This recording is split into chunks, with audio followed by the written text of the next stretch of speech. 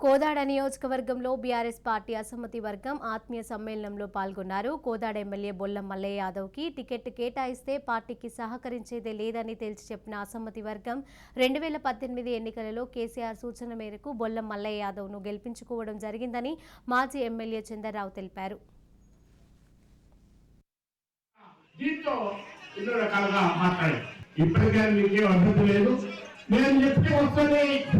అనుకున్నవాడు చేతులెత్తి చెప్పండి, నేను ఎక్కడికి వస్తా. భ్రమలని పెట్టుకోవద్దు. నేను ప్రాణం పోయినట్టు ఆత్మవిశ్వాసంగా సార్ మా దాంట్లో ఎవరికి వచ్చి చేస్తామనే విషయం వాస్తవంగా చాలా మంది అనుకున్నారు. మీ దాంట్లో ఎవరో తెలుసుకోండి అంటున్నారు.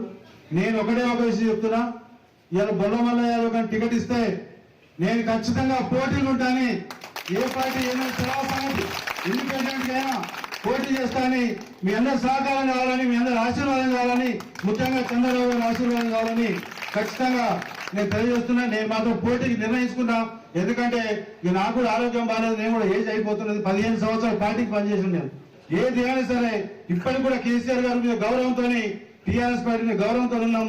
ఒకవేళ రేపు టికెట్ మార్చకపోతే ఖచ్చితంగా నేను నామినేట్ చేస్తున్నా. ఇండిపెండెంట్ అయినా పోటీ చేస్తా. మీ అందరి సహకారం కావాలని కోరుకుంటున్నా.